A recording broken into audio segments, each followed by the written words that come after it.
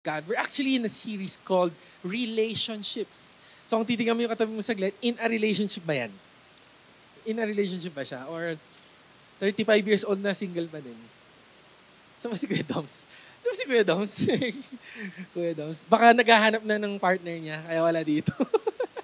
Okay, anyway, we're talking about relationships. Totoong mga friendship, right? Because God has a desire for us to be in relationship. So hindi po to partner lang, hindi po to jowa-jowa lang, hindi po to girlfriend-boyfriend relationship. What we're talking about is relationships that will lead us closer to God. Will lead us closer and closer to for our intimacy with Him. Diba? Community that will help us in our decisions, help us to study the Word of God, to make decisions and base decisions in the Word of God. So yun po yung pag-uusapan po natin kung gaano ka-importante yung good relationships for us. So if you have your Bibles, let's go to Hebrews 10, verses 24 to 25. Sabi po dito, let us consider one another in order to stir up love and good works, not forsaking the assembling of ourselves together, as is the manner of some. Ano po sinasabi ng verse? Yung ibang tao daw, ina-isolate nila yung sarili nila. Gusto nila mapag-isa. Sometimes, okay lang din yun. Okay lang, mag-emote ka saglit, sa pity party ka, okay lang yun. But sabi po ng salita, the manner of some, nagiging habit na siya. Pero hindi yun yung creation kasi sa atin ng Panginoon. Ayaw niyang mag-isa ka. Right? So that's why the verse is telling us to not forsake the assembly together, as is the manner of some, but exhorting one another, and so much the more as you see the day approaching. Before we continue, can we just close our eyes again for a moment? And let's just, in our own words, let's welcome the Holy Spirit.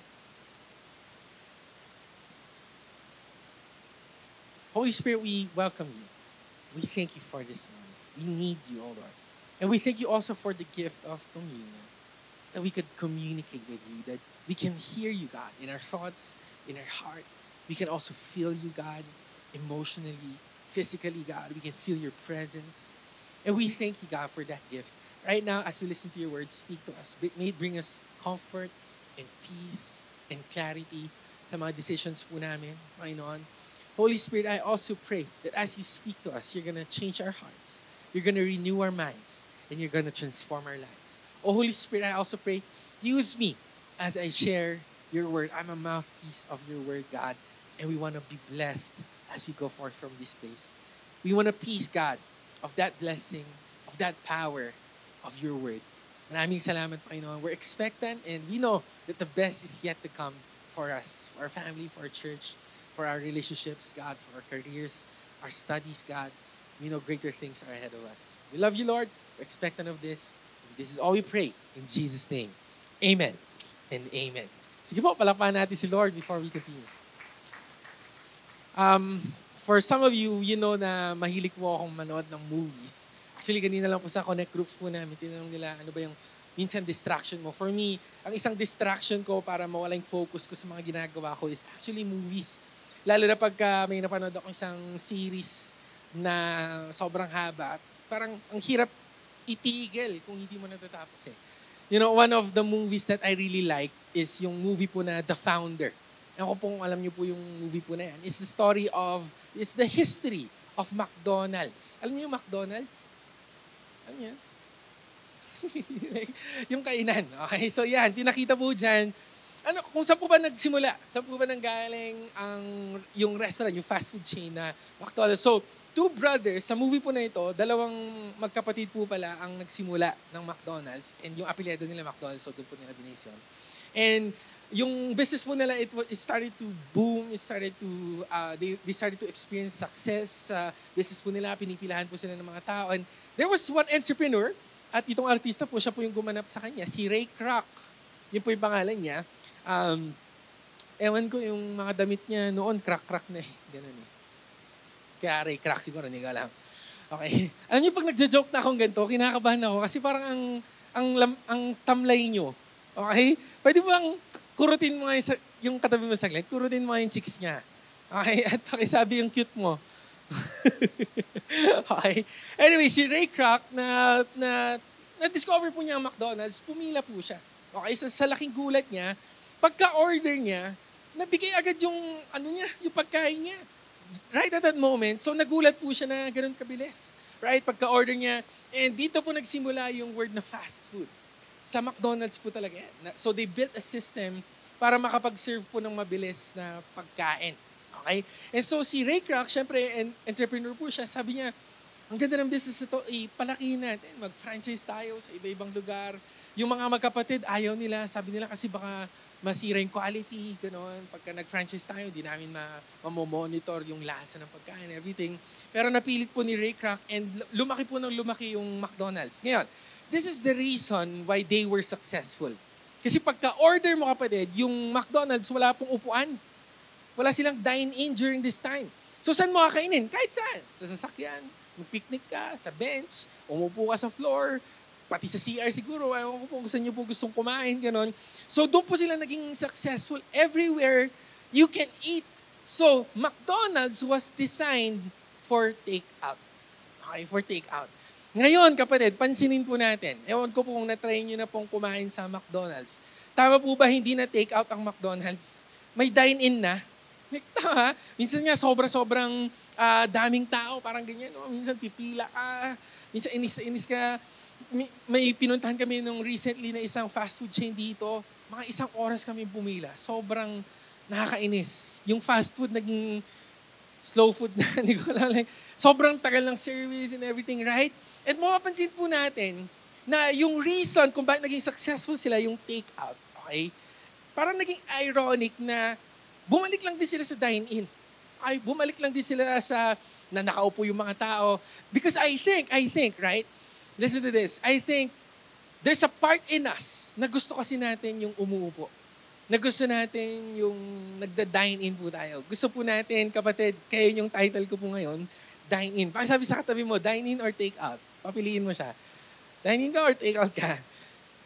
I believe. Kaya po, bumalik si McDonald's sa dine-in because I think, lalo mga Pinoy, mahilig po tayong umupo, mahilig tayong makapagkwentuhan. Tama ba? Alam nyo, yung McDonald's, dyan madalas nagsisimula yung mga chismis eh. Wala ako dyan eh. Di ba? Pansinin nyo. Why? Because in table talks, right, pag nakaupo ka, pag nag-dine-in ka, this is where you can celebrate. Minsan pagka magtitreat ka, magda-dine-in kayo, uupo kayo. So kumbaga kapatid, there's still, parang hindi natin maalis yun sa atin eh. Hindi natin maalis sa tao yun. So iniisip ko yung McDonald's, tinry nila tanggalin yun, pero bumalik lang din sila. Babalik ka rin pala sa kanya. Bumalik lang din pala sila sa dine-in. Alright? Bumalik po siya doon.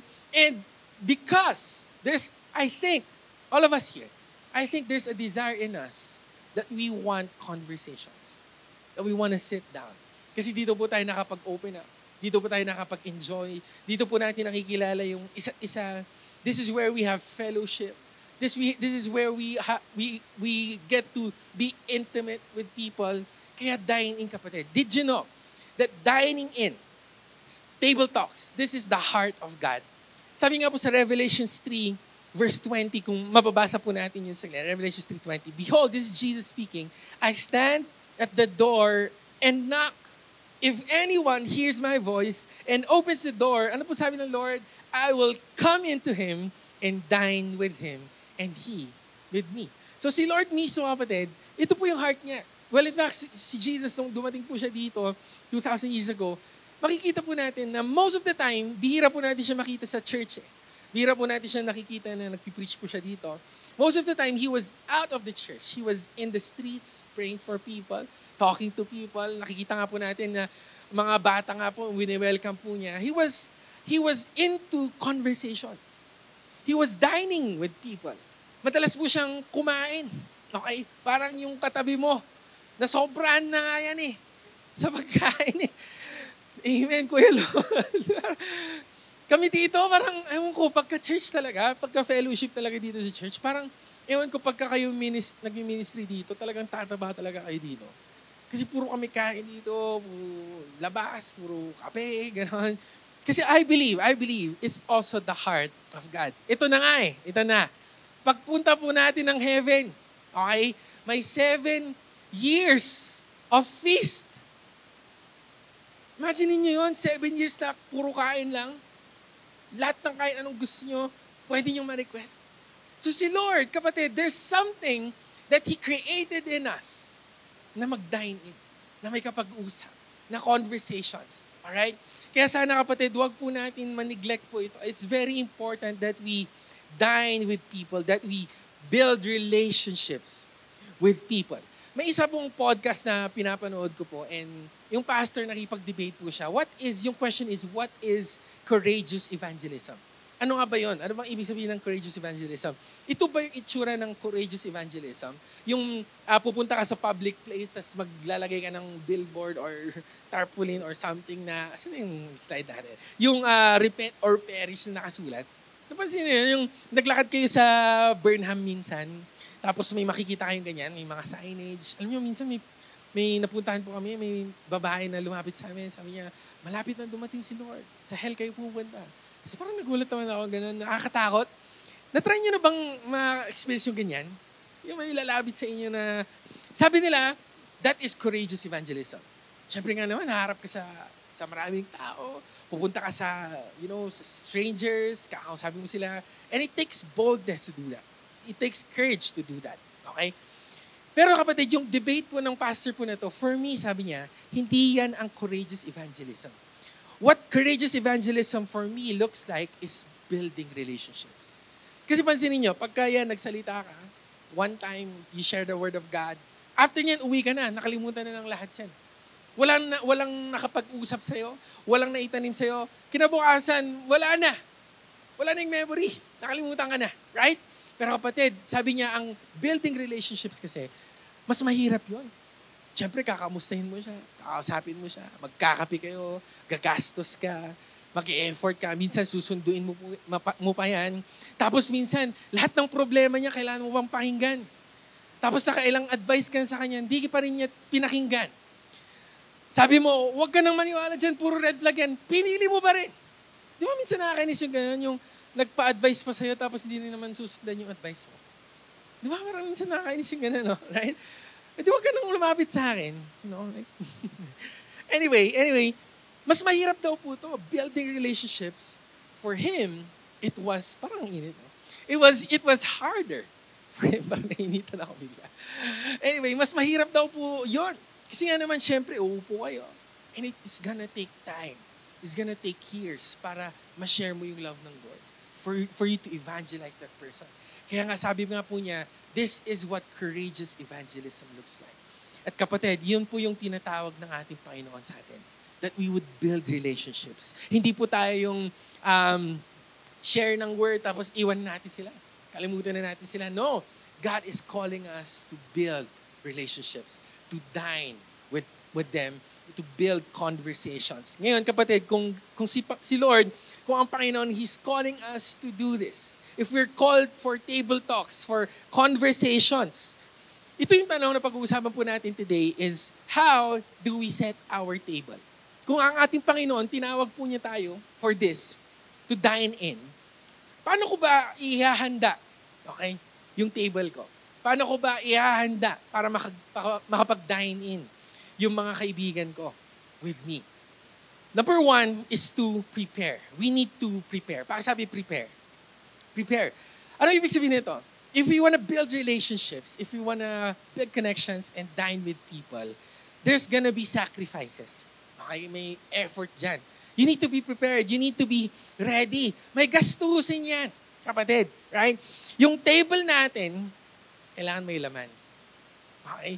Yung, kailangan may onting may onting sakit. May onting kirot sa puso. Kasi, kapatid, you need to be ready for this. There's gonna be expenses, sacrifices. Alam niyo po, yung church po natin, tinitingnan ko, ino-observe ko po yung expenses ng simbahan po natin. Sabi ko, parang lumalaki ng lumalaki.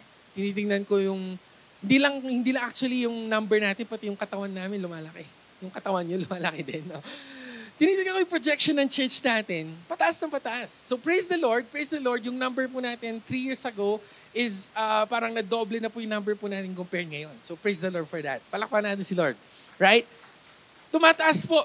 Okay, yung projection po ng simbahan po natin, hindi po siya perfect, pero praise the Lord, tumataas na tumataas. And together with that, kapatid, is yung expenses natin tumataas na tumataas din. No? Talagang tumataas yung gastusin. Ganun din di ba? Parang habang tumatanda ka, ewan ko, parang mas dumadami din yung mga gastusin mo, ganun. And this is what I realized. Kasi kapatid, pag ikaw buhay, talagang tuloy-tuloy ang gastusin. Pag patay ka na kasi, minsanan lang, ilibing ka, yun na yung gastos, tapos na. No? So if we're wondering, so baka may nag-question, bakit yung expenses ng church tumataas na tumataas, hindi ba dapat pababa ng pababa? Buhay yung church natin eh. Ang gusto nyo, patayin na? Tama ba? Buhay nga yung church natin, di tuloy-tuloy din ang gastusin. Amen po ba? So parang ikaw, kung ikaw buhay, tuloy-tuloy ang gastusin. Now, it's the same thing with relationships. Kung gusto mo mabuhay, tuloy-tuloy din ang gastusin. Right? Kaya nga sabi nila, habang may buhay, may paggastos, tama? So yan, okay? So if we really want to build relationships, we need to be prepared. Okay? Alam niyo po, right after nung medical missions po natin, kasi na-realize namin, no, after ng mission, parang wala na nangyayari. So sabi natin, we want to build relationships with the barangays that we did medical missions. So we started a program, we called it Fortified Houses. Okay, ano ba yung Fortified Houses? Magsa-start po tayo ng mga Bible studies sa mga barangay. And yesterday, headed by Kuya Don and si Ate April, palakpan naman natin sila, nag-effort sila doon. No? Pakita natin picture. Asan yung picture? Yan. Alright, so nag-conduct po kami ng Bible studies po doon. And alam niyo, sa Bible studies po na ito, talagang laging may kasamang expenses. May kailangan, may pagkain ka doon. Kasi ang hirap naman, nag-invite ka doon na wala ka man lang ma-offer, right? So, siyempre, nagpamasahe kami, pumunta kami doon, yung gas expense, and everything, yung effort mo, na umulhan pa. Narinig ko si Taya pa kahapon, nalakan pa. Sobrang kulit na tayo, nalak daw siya sa isang room doon. So, parang sobrang daming abala para lang mangyari to. Tapos, ikaw pagkagastos sa pagkain, eto pa, nagpamigay pa po kami ng bigas. So, kung gusto nyo po ng bigas, sama kayo minsan doon, okay? Nabusan na kayo. Pamigay pa kami ng bigas. Now, what's the point? If we really want to do this, may sacrifices talaga. Tama ba? Hindi pwedeng sabihin na, I want to build relationships. Tapos wala ka namang gagawin. Right? If you want deeper relationships, may tinatawag nga ako pagka gusto naming mag-grow yung relationship, may bonding dapat. Tama? Alam niyo, minsan nga, kailangan mo nga maging creative Sa connect groups po natin dito, nagiging creative, tinatry po namin maging creative. Kaya every Sunday, iba-iba yung ginagawa. May billiards, diba? May bowling, may inuman ng kape. Yung isa kasi nag-aaya, inom tayo, ganun. Kape, sabi gano'n. May kape, diba? Minsan lalabas ka pa. Yung iba nga nagbo-boating, no? Parang, because we wanna be creative. We wanna put an effort to this because we wanna be prepared. Kasi yun na nga naman, talagang pupunta ka sa, magbibuild ka ng relationship, tapos ang boring mo naman. Tama? So you need to put an effort on it. You know, there's a story in the Bible. His name is Zacchaeus. Ewan ko pong kilala niyo po siya. Sa New Testament po siya. Isang description po kay Zacchaeus was that he was a tax collector. Ano yung ibig sabihin ng tax collector? In modern times, okay, ngayon, yun yung mga tinatawag natin ng mga corrupt. Yan yun. Mga tax collector, nagdanakaw sila ng mga pera ng bayan. Ganun. And one description of him was that he was short. Maliit daw po siya. So, nabalitaan niya na darating si Jesus sa bayan po niya, sa city po niya, madadaan sa kanya. Ano pong ginawa ni Zacchaeus? Dahil maliit po siya, at syempre tax collector siya, so siguro hindi siya masyadong pinapansin ng mga tao, umakyat po siya sa puno. Sa pag-akyat niya po sa puno, napansin siya ni Jesus. Ano pong sabi ng ating Panginoon sa kanya? Zacchaeus, baba ka dyan. At sa laking gulat niya, ano pong sabi ng Lord? Punta tayo sa bahay niyo. Kain tayo doon. Ngayon, wala po ako nakita sa Bible, okay, na si Zacchaeus na malengke muna. Okay, sabi niya kay Jesus, wait lang Lord alam ko mahilig ka sa isda Mangingisda muna. Walang ganun no? Wala pong sinabi doon na nagtawag pa si Zacchaeus, and everything. The moment Jesus invited himself sa bahay po ni Zacchaeus, Zacchaeus just welcomed him. At sa laking kulat po natin, may handa agad si Zacchaeus. Now, I believe, ganun po tayo tinatawag ng Lord We need to be ready every time. Kasi hindi natin alam, kapatid, kung kailan yung may lalapit sa atin. Hindi natin alam kung kailan yung may kailangan ng tulong. Hindi natin alam kung kailan, kapatid, yung may kailangan ng prayer mo, ng presence mo. And that's why as Christians, if we want to build relationships, we need to be prepared. Kaya pakisabi sa katabi mo, mag-ready ka na. Mag-ready ka na. We need to be ready all the time. Just like Zacchaeus. Handang-handa na po siya agad. Darating si Jesus sa kanya, may handa agad. Kaya alam niyo po sa bahay po namin, kaya laking tuwa ko rin kay Tita Carol, kahit sobrang minsan ang dami niyang ginagastos, okay lang din. At least sa bahay, lagi may pagkain. Kaya lahat, mamaya, tara sa bahay. laging may pagkain doon. And every time we go there, laging may handa si Tita Carol. Pansinin niyo. Yung mga workers po dito na nakapunta na ng bahay, may offer lagi na mani, gano'n. May offer na soft drinks. May offer na ganito, kung may bisita kami from abroad. Laging yung kwarto, mabango agad and everything. Because we wanna be prepared. You never know. You never know. Yung katabi mo, you never know yung kaibigan mo. Kailangan ka pala niya. So that's why in building relationships, in setting our table, we need to be prepared. Amen po ba doon? Right? The second thing that we need to do is we need to present. Ano yung present? We need to also present the love of God. Kasi sayang naman, kumain kayo doon, dami-dami mong in-effort, sinundo mo pa siya, dami niyong napagkwentuhan, tapos puro chismis lang. Sayang naman. Right? Kung hindi mo na-share si Lord. Right? Kaya nga alam niyo po yung connect groups po natin, isang blessing din po to for us. Meron po tayong tinatawag na C2S manuals. In this, kasi syempre, if you're gonna have conversations with people, minsan tatanungin natin, paano ko ba masishare yung love ni Lord? Paano ko ba masishare yung word ni Lord? Hindi ko alam eh. Buti na lang, may C2S manuals po tayo para mag-guide po kayo. By the way, mamaya kung gusto niyo po, you can buy this. Para alam niyo yun, kasi yung connect groups, hindi naman kailangan dito lang sa church yan eh. You can also have connect groups outside, in your workplace, and you can grab that manual. At yun po yung magiging guide yung in sharing the Word of God. Buti na lang, kapatid. And alam niyo po yung church po natin, we're also putting an effort on this, especially pagka nagkakaroon po tayo ng medical missions. Just to give you a short report, baka hindi po namin ito na-report before. Nung nag-mission po tayo sa Barangay Pacdal, praise the Lord, may 152 medical patients po tayo na naservan. So palakpan natin si Lord for that. Mga doctors po, nag-check up po sila. 37 dental patients, nabunutan po sila, gano'n, ng tinik. Hindi, ng ngipin. Okay. 39 optical patients, sir. Oh, di ba? Na-check upan po yung mata nila and everything. 25 children served. And of course, ito na. Hindi po dapat mawawala to. May 152 souls evangelized. Kasi isipin po natin, na-check up sila, nakakain sila, may grocery pa, may merienda pa, na-check up yung mata, na-check up yung ngipin. Tapos pagkaalis, sayang yung effort natin. Right? And that's why it's very important yung souls evangelist na yun. Another report sa St. Joseph Village, 112 medical patients. Pero papansinin niyo, 129 souls evangelized. Kasi kapatid, ayaw po natin na mag-effort tayo. And then we miss the point. Right? We miss the point. Why do we want to build relationships? Is because we want to evangelize. Gusto natin i-share yung love ng Lord. Gusto natin i-present yung truth, yung gospel, yung good news. At kung nakalimutan po natin yon, sayang naman. Pakisabi, sayang naman. Sayang naman. Right? And that's why, alam niyo po, there's a story also in the Bible where Jesus commissioned the disciples. Yung mga disciples na to, kinommission po natin mga yun, okay, labas nga kayo, saglit, sabi nga, punta kayo sa mga bahay-bahay and heal people. Yung mga disciples na sila, sabi nila, Lord, paano kami mag-heal? Sabi niya ng ating Panginoon, basta bahala na kayo, akong bahala sa inyo. Right? And si Lord, when He commissioned the disciples, hindi niya po kinommission para mag-heal lang. They were also tasked to share the gospel. Salvation. Kapatid, yun din po yung goal natin eh. So if we want to build relationships, may we not forget to present the love of God. Kasi ayaw natin sa huli pagsisihan natin yung sayang naman. Right?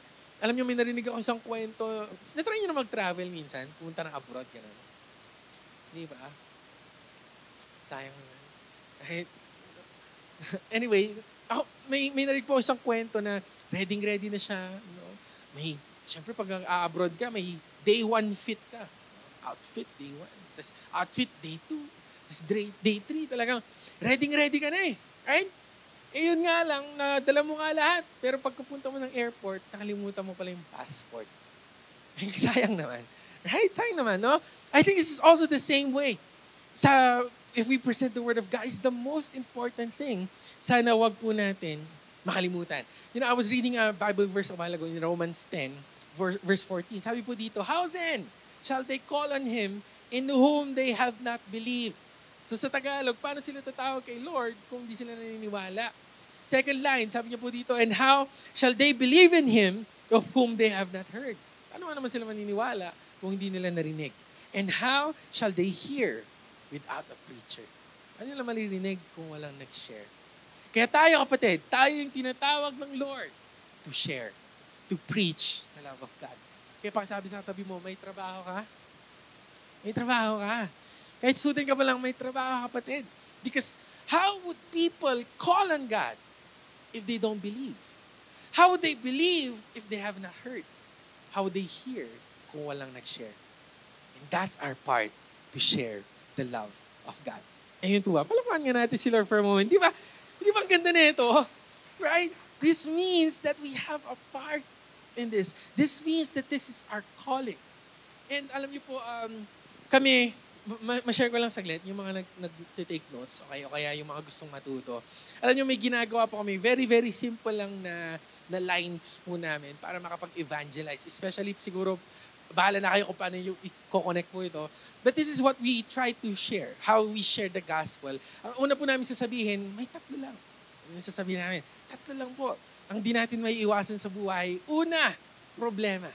May problema ba kayo? Minsan yung problema natin, katabi natin eh. Tingnan mo yung katabi mo saglit, problema ba yan? Mukhang may problema lang. Right? Pero kapatid, yun sasabihin namin, una, okay, this is how we share the gospel. Tatlong bagay lang di natin may iwasan sa buhay. Una, problema. Pangalawa, sakit. Kahit gano'n tayo ka-healthy, di natin may iwasan ng sakit. Pangatlo, kamatayan. Di natin may iwasan yan, kapatid. Right? Ngayon, ito yung tanong. Pagka namatay po tayo, saan tayo pupunta? It's either heaven or hell. At naturo po sa amin ito ng bata. Bata pa lang po kami. This is my mindset. Even the churches would teach this. Ikaw makasalanan, pupunta ka ng hell. Lagi sinasabi sa amin yan. Ikaw, nagsisinungaling, pupunta ka ng hell. Hell is a punishment. But this is the good news, church. This is the good news. Hell is not a punishment. Why? Because Jesus already took that punishment from us. Tayo dapat yun, kapatid. Pero kinuha na yun na ating Panginoon. Why? Because He loves you so much. He's gracious enough. He's compassionate. And He's merciful. At kinuha niyo na po yung hell punishment na yun from us. Ngayon, kapatid, all we need to do is to receive that love. Di ba? Simple, di ba? Right? So mamaya, i-apply na natin, ha? So pagkapunta niyo ng McDo mamaya, pag nakausap niyo yung crew, sabi niya, anong order niya po? 3 lang po. Ang hindi natin maiwasan sa buhay. Right, di ba? Una, so yung mga problema. Try nyo lang naman. O kaya yung teacher nyo, nagtanong. No? Halimbawa, sasabihin, Lorenzo, okay, nag-review ka ba? Ma'am, 3 lang po. Hindi naiwasan. Di ba? Pero kapatid, I think that's a simple way in how we can present the love of God. Amen? Parang di ka natutuwa, no? Parang ako lang natutuwa.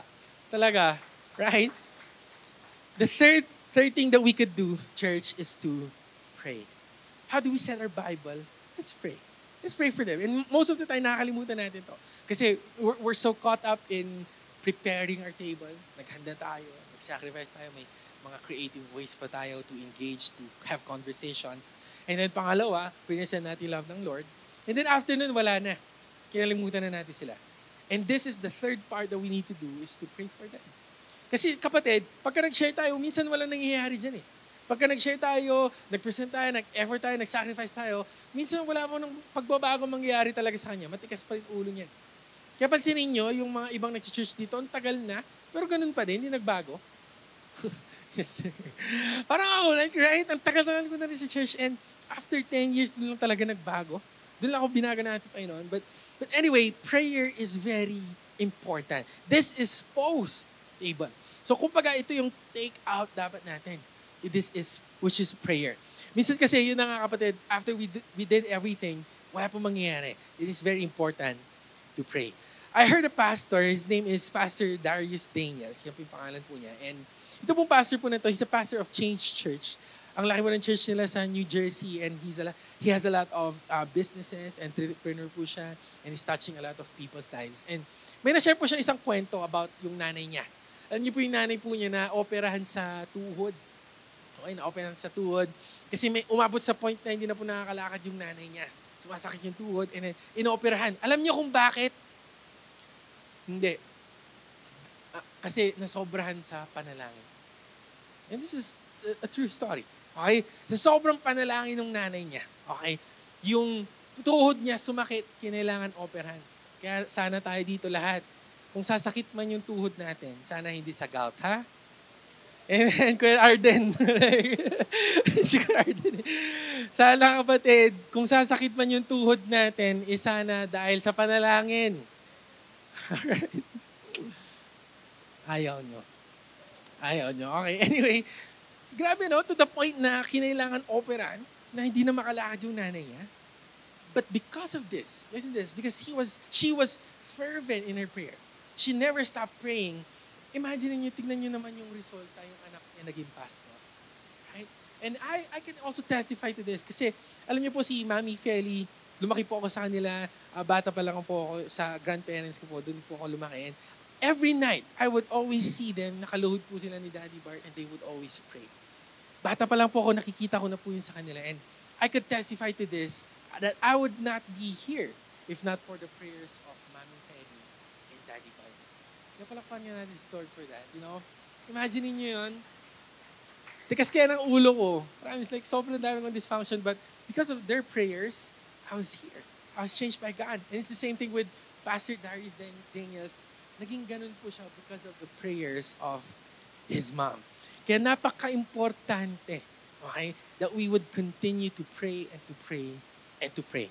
Sino po ditong naliligo? Naligo. Amoyin mo nga saglit yung katabi mo kung naligo yan.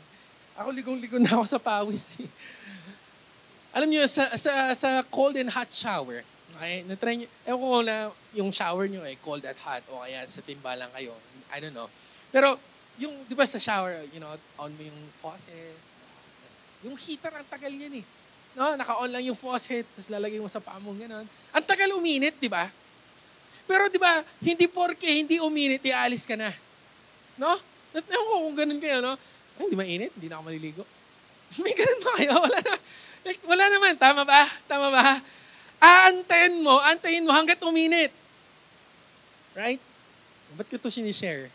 Wala lang, maligo kayo. Hindi. Kasi may narinig ako isang pastor, okay, nasabi niya, ang prayer daw is parang cold and hot shower. Na ang prayer, once you pray, ino-open mo yung faucet ng tubig ng heaven. Open mo yung faucet. And then yung answered prayer is kung uminit na yung tubig. And then sabi niya po, na mas may tiwala pa tayo sa shower natin na uminit. Kasi inaantay mo talaga, inaantay mo. Hanggang uminit.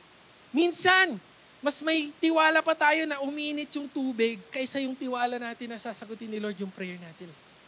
Right? So sabi po niya, once we pray, we're opening the faucet of heaven. At yung answered prayer, yung uminit yung tubig. Now, what's the point? Sana tayo kapatid, panalangin po tayo ng panalangin. We should continue to pray and to pray and to pray and to pray. Why? Kasi alam natin kapatid na one day iinit din yung tubig. One day magkakaroon din ng miracle. One day magkakaroon din ng sagot yung ating mga panalangin. Amen po doon. Sige po, palakpakan natin si Lord. It's very important, church. Kasi yun na nga eh. Sabi ko nga, hindi porke hindi lang nasagot. Hindi porke malamig lang din yung tubig, aalis ka na. No, we should continue to pray because it's the same story with Elijah. I don't know if you know Prophet Elijah. Si Prophet Elijah, may word po si Lord sa kanya na magkakaroon ng ulan after drought, 3 years of drought. Okay? Famine. And then si Lord, sabi niya, magpapadala ako ng ulan. And so si Elijah, after 3 years, inutusan niya po yung servant niya, tingnan mo nga yung langit, kung may clouds na, kung makulimlim na. Bumalik yung servant sa kanya, Prophet, di pa eh.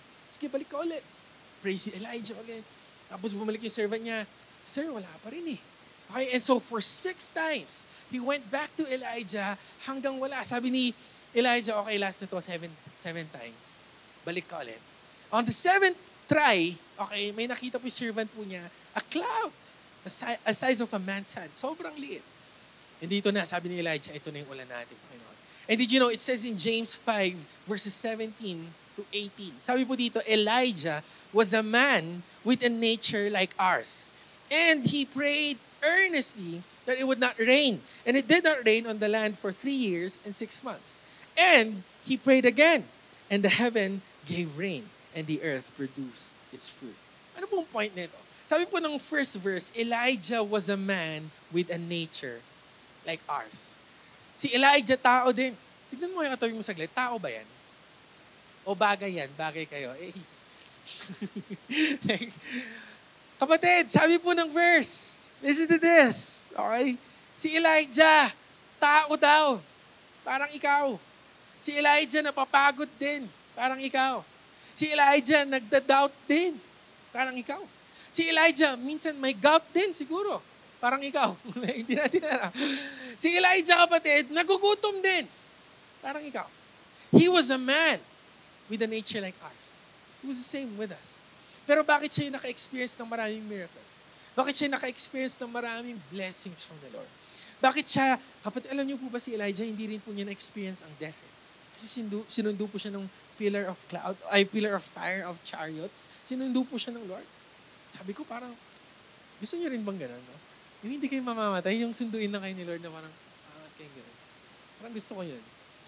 Anyway, so si Elijah, he experienced a lot of this because, listen to this is the secret, he earnestly prayed. He earnestly prayed. Ikaw, kapatid, may inaantay ka ba sa Lord? May gusto ko bang gawin ng Lord na malaki sa buhay mo? Gusto mo ba ng blessing? Gusto mo ba ng miracle? Gusto mo, mga student, gusto mo bang pumasa kayo? Gusto niyo ba yun? Right? Kapatid, napaka-importante pala ng prayer. Earnestly prayed at hindi umulan. And then umulan after 3 years. Why? The secret is prayer. Kaya sana tayo, kapatid, may acronym po tayo sa church. Yung acronym po natin is PUSH. What does PUSH means? Hindi po ito push ng pusher, ha? Ibang klaseng pusher yan, ha? Ano po yung push po natin? Pray until something happens. Even po ba naman? Right? Palapan nga natin si Lord. Come on. Woo! Sana maging pusher tayo lahat. Amen. Ang boring nyo kasi parang hindi kayo tumatawa eh, no? Parang hindi kayo. Gising ba kayo? Ako gising na gising. Pusher eh. Ng prayer. Kalokohan na lang itong pinag-uusapan natin. Sana pusher po tayo. Anong pusher? Prayer. Amen po ba doon? Let's pray until something happens. I'm gonna end with this. Kami po as a family, you know, yung bahay po namin, talagang laging open po kami. We're always setting our table for everyone. At papansinin nyo, parang ilabas ka natin last night, brother. Ganyan minsan, madalas yung bahay namin. Ay, pag si Tita Carol, lalo pag Christmas, gano'n, ang daming handa. You know, and yung bahay po namin was always open for everyone. Strangers, you know, pag ako youth, mag-overnight kami sa bahay, aya ako ng aya. We're always welcome. Minsan nga naiirita na si Tita Carol sa sobrang overnight doon. Nagagalit na siya kasi nauubusan kami ng tuwalya. Ganun, to the point na ganun talaga. Nauubusan kami ng pagkain, nauubusan kami ng everything. But we would gladly do this. We open our house. Siyempre, pastor's kid. My dad is a pastor. Tita Carol, my heart for the church. Right?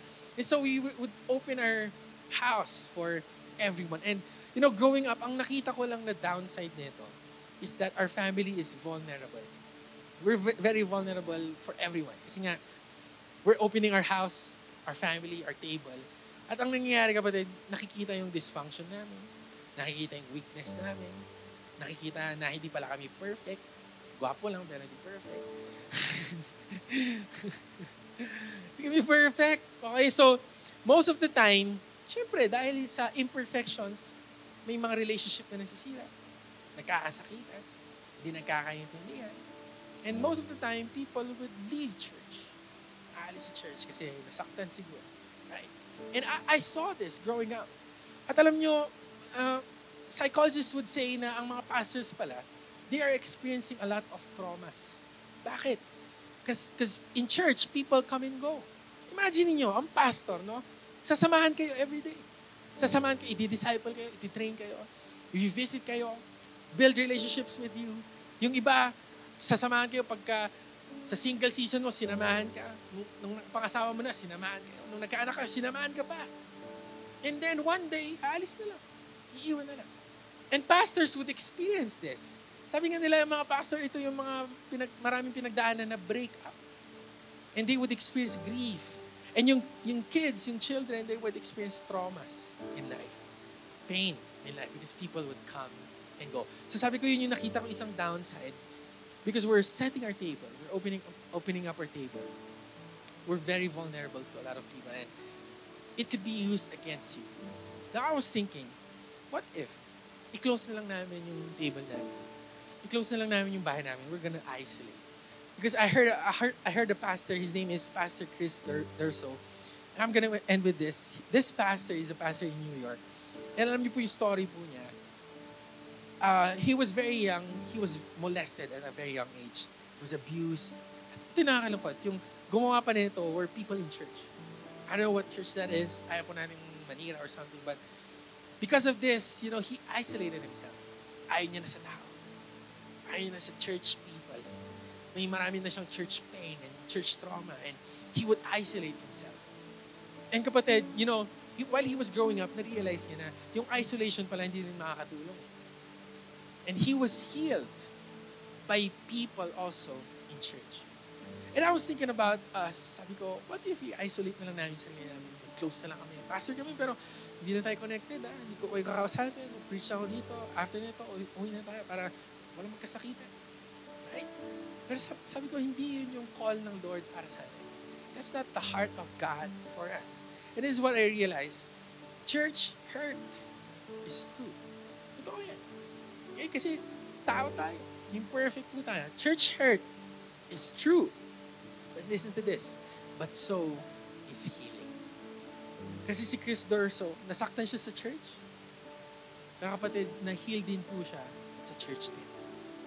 Church hurt is true. But church healing is also true.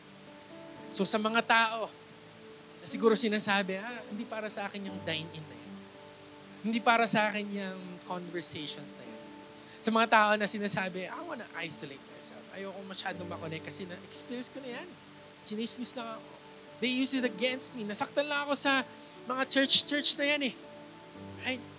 Yes, again, church hurt is true. But in church, we could also experience healing. Si Pastor Chris Durso, right now, he's a pastor and he's helping a lot of people going through traumas as well, going through pain as well, hurt. Marami po siya natutulungan. And as a church, God is calling us to do so. So sana tayo, kapatid, wag po sana tayong mapagod, i-open yung table natin lahat. Nasaktan tayo, buksan ulit natin yung table natin.